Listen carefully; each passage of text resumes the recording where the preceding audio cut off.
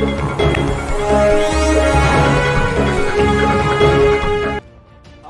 काशी और अयोध्या में जो कार्य कराना था उसको लाइन अप कर दिया। सरकार का काम है लाइन अप करना और उसमें फंड उपलब्ध कराना। जनता जनार्दन के सहयोग से बाकी कार्यदायी संस्थाएं कार्यक्रमों को आगे बढ़ाना। अब हम लोगों को पूरा फोकस करना है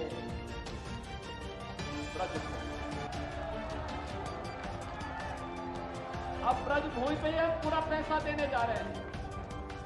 84 कोसी की बात हो रही थी, परिक्रमा की बात हो रही थी, गोवर्धन परिक्रमा हो, बरसाना की हो, यहाँ की जितने भी होंगे इन सबको भी हम यहाँ की भावनाओं के रूप भी आगे बढ़ाने का कार्य कर रहे हैं, या यमुना मैया की स्तुति के कार्यक्रम को आगे बढ़ाने, या यहाँ के कुंडों के बारे में, या यहाँ पे गौ माता की सेवा और उसके संरक्षण के लिए ये सभी कार्यक्रम युद्ध स्तर पर आगे बढ़ने वाले हैं और बढ़ने वाले हैं।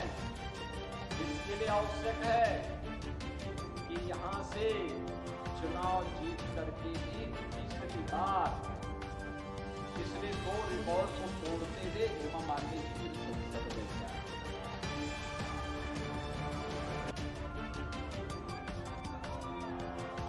और यहाँ का संदेश देखो, अयोध्या, मथुरा और काशी में सबसे पहले चुनाव मथुरा में हुआ, तो संदेश यही से जाना चाहिए। यहाँ का संदेश स्पष्ट होना चाहिए पूरे उत्तर प्रदेश के लिए।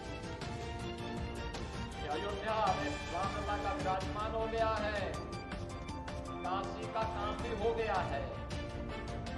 अब मथुरा इंतजार कर रहा था, मथुरा वृंदावन के विकास के कार्यक्रमों को आगे बढ़ाने के लिए तीसरी बार हेमा जी को फिर से यहाँ से प्रचंड बहुमत से विजयी बनाने के लिए एक एक कार्यकर्ता लगेगा। भाजपा, राष्ट्रीय लोकदल का एक एक कार्यकर्ता लगेगा और भारी बहुमत से विजयी बनाने के लिए हम लोग कार्य करेंगे। बहनों और भाइयों, आज प्रधानमंत्री मोदी जी ने विकसित भारत की जिस संकल्पना को देशवासियों के सामने रखा है, उस विकसित भारत के लिए विकसित उत्तर प्रदेश आवश्यक है। और विकसित उत्तर प्रदेश के लिए विकसित मथुरा की आवश्यकता है। हमारे पास जो संभावना होगी हम उसी में विकास करेंगे,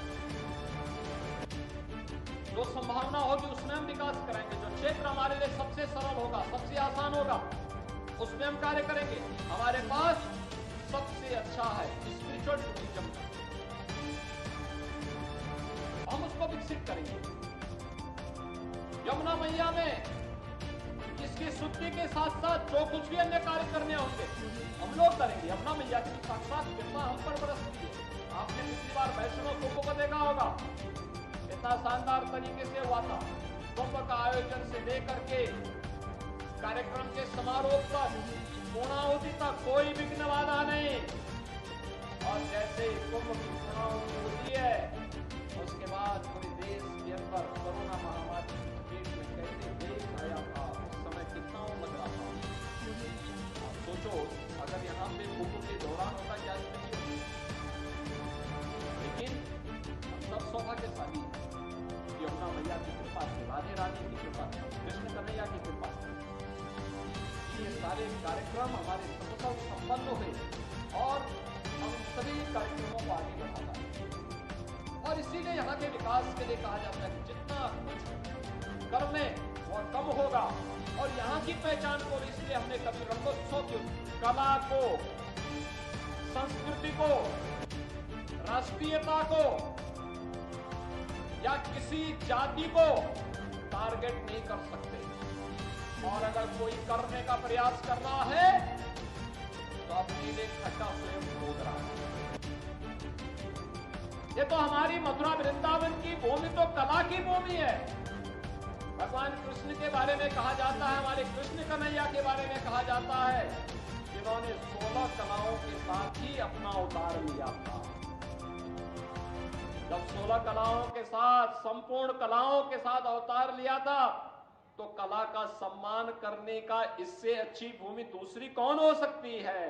और इसीलिए भारत की सिने जगत की सबसे सुविख्यात अदाकार के रूप में जिन्होंने अपनी कला और अपनी प्रतिभा के माध्यम से भारत की परंपरा को, भारत की संस्कृति को, भारत की सिने जगत को, भारत की परंपरा और संस्कृति की कला को वैश्विक मंच पर स्थापित करने में अपना पूरा जीवन लगा दिया हो, और जिसके मंचन को देखने के लिए आज भी लाखों लाख लोग जुड़ते हैं, चाहे वे गंगा की प्रस्तुति हो, चाहे वह मीराबाई की प्रस्तुति हो, चाहे वह मां दुर्गा की प्रस्तुति। में लोकतंत्र के इस पूरे पवित्र पर्व में हर राजनीतिक दल का प्रत्याशी अपना भाग्य आजमाने के लिए यहां पर आएगा। और सबसे विचित्र बात तो यह है कि तीसरी बार जब हेमा मालिनी जी यहां पे प्रत्याशी बनी है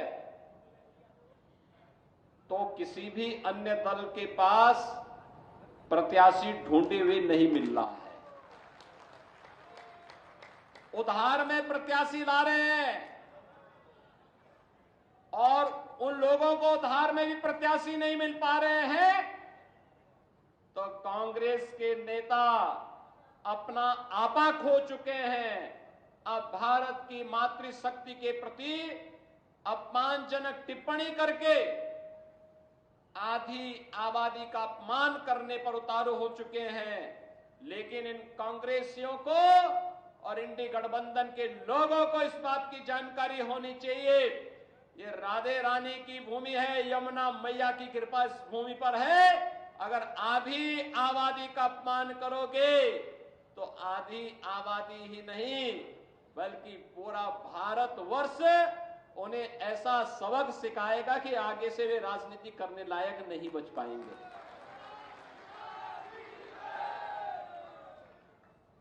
बहनों और भाइयों, लोकतंत्र में अभिव्यक्ति की स्वतंत्रता है, लेकिन इसका मतलब ये नहीं कि व्यक्तिगत टिप्पणी करके हम अनावश्यक रूप से